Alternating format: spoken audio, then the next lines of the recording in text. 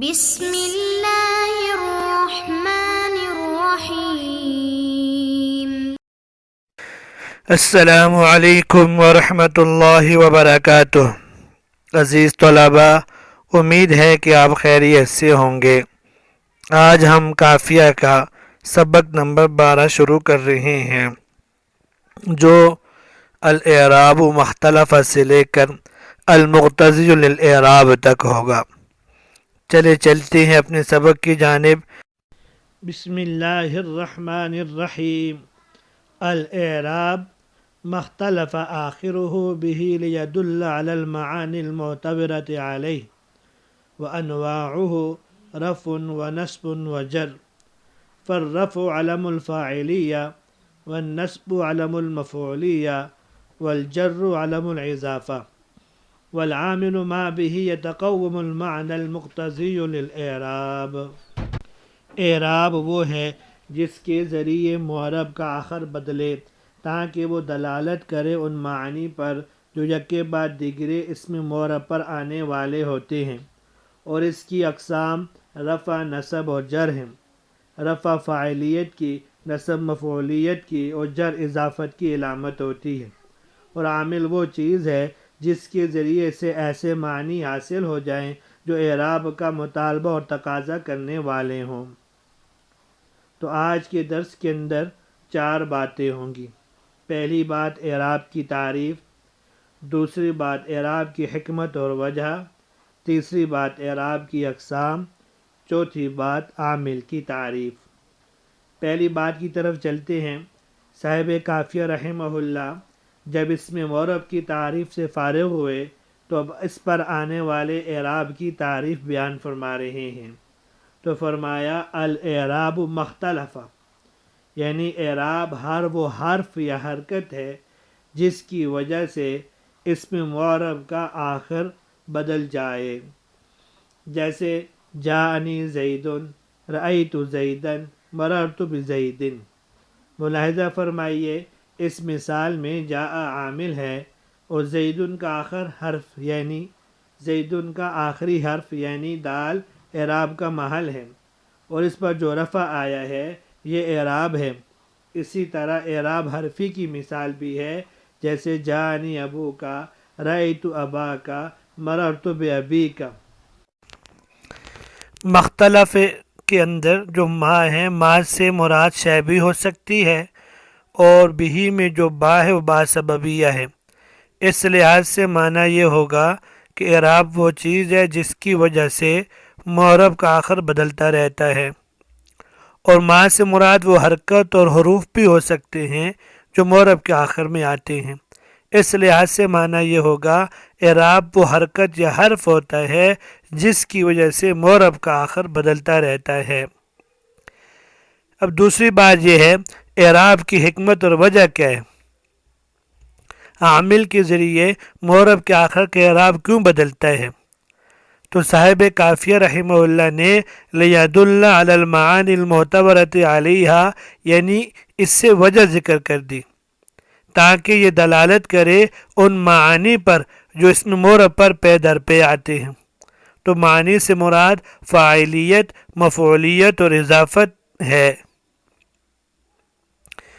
جیسے زیدن کے آخر میں کبھی رفع آتا ہے اور یہ رفع زیدن کے فاعل ہونے پہ دلالت کرتا ہے، جیسے جاءنی زیدن، یا مبتدا ہونے پہ دلالت کرتا ہے جیسے زیدن عالم۔ کبھی زیدن کے آخر میں نصب آتی ہے جو زیدن کے مفعول ہونے پہ دلالت کرتی ہے، جیسے رأیت زیدن، اور کبھی زیدن کے آخر میں جر آتی ہے جو اس کے مضاف الیہ ہونے پہ دلالت کرتی ہے، جیسے غلام زید۔ تو یہ اعراب معرب پر یک کے بعد دیگرے آنے والے معنی پر دلالت کرتے ہیں۔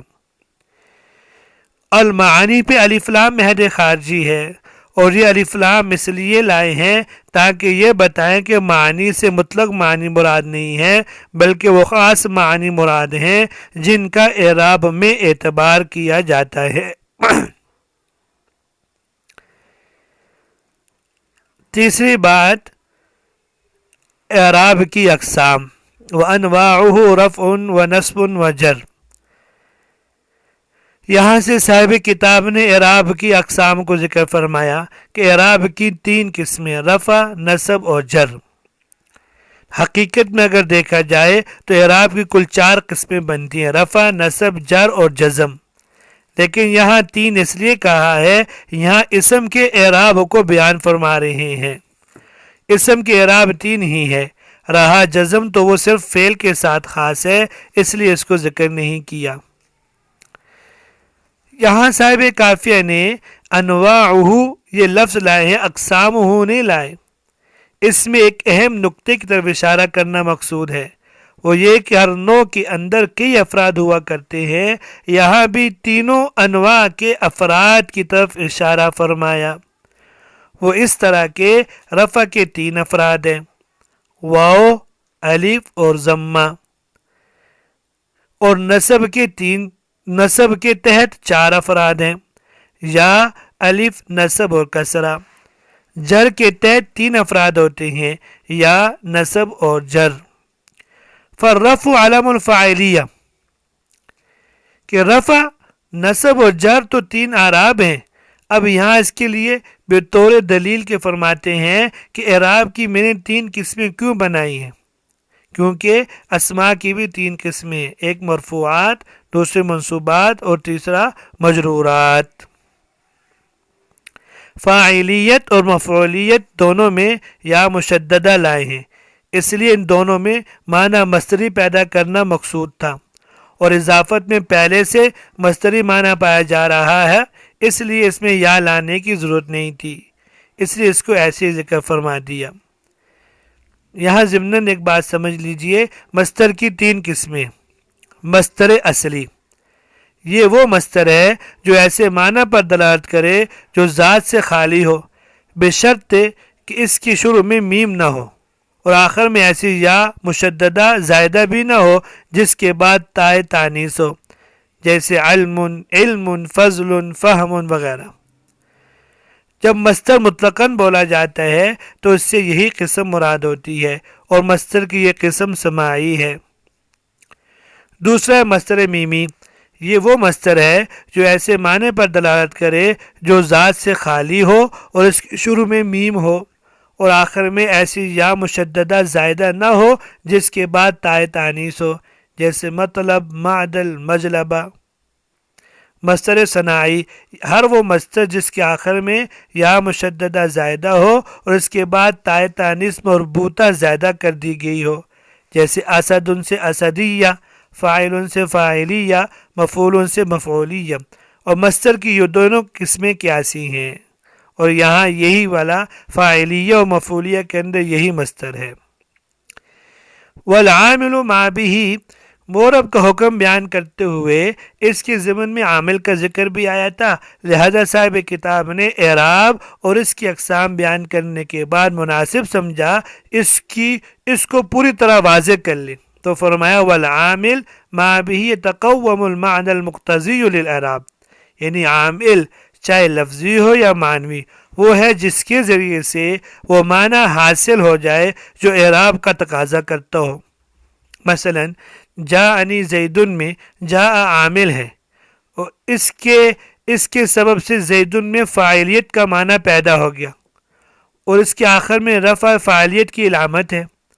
اسی طرح رأیت زیدن میں رأیت عامل ہے، اس کی وجہ سے زیدن میں مفعولیت کا معنی پیدا ہو گیا، اور جو اس پر نصب آیا ہے یہ مفعولیت کی علامت ہے۔ آخر میں ایک بات عرض کرتا ہوں، وہ یہ ہے کہ یہاں دیکھیے معرب کے اعراب کے لیے 3 لفظ بولیں گے، رفع، نصب اور جر۔ تو رفع، نصب اور جر، یا رفع، نصب، جر، یہ 3 الفاظ معرب کے اعراب کے لیے بولے جاتے ہیں۔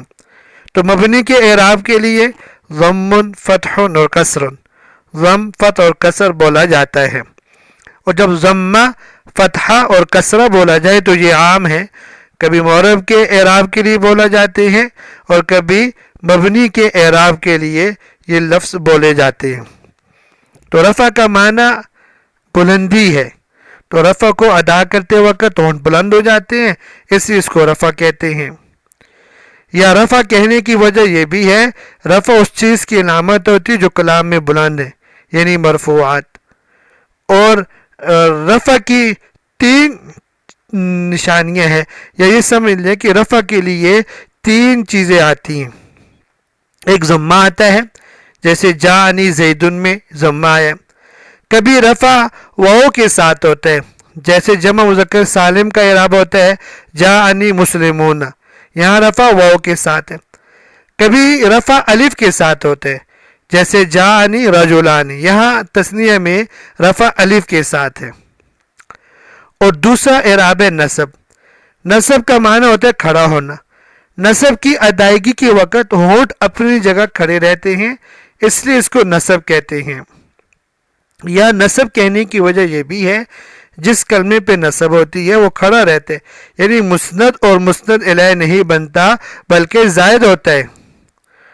تو نصب کے لیے نصب کے 4 افراد سمجھ لیں کہ نصب کے 4 افراد ہوتے ہیں.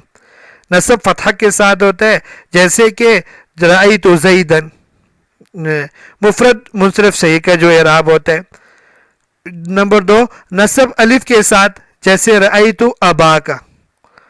اور نمبر 3 نصب یا ما قبل مفتوح کے ساتھ، جیسے رجلین. اور کبھی نصب کسرہ کے ساتھ بھی ہوتا ہے، جیسے جمع مؤنث سالم میں آتا ہے رأیت مسلمات. آگے ہے جر. جر کا معنی ہوتا ہے کھینچنا، اور جر کو ادا کرتے وقت نیچے کا ہونٹ کھینچا جاتا ہے، اس لیے اس کو جر کہتے ہیں. یا جر اس لیے بھی کہتے ہیں، یہ فعل یا شبہ فعل کے معنی کو اپنے مدخول پر کھینچ لاتی ہے. تو جر کے 3 افراد ہیں، یا جر 3 چیزوں سے ہوتی ہے. جر کسرہ کے ساتھ، جیسے مررت بزیدن میں مفرد منصرف صحیح میں حالت جری کسرہ کے ساتھ ہوتی ہے. یا جر یا کے ساتھ ہوتی ہے، جس کا ماقبل مکسور مسلمین بمسلمین. یا جر فتحہ کے ساتھ بھی ہوتی ہے، جیسے کہ غیر منصرف میں مررت بعمر. تو یہاں تک آج کا سبق تھا. امید ہے کہ آپ کو سبق سمجھ میں آ گیا ہوگا. کل حاضر ہوتے ہیں نئے سبق کے ساتھ.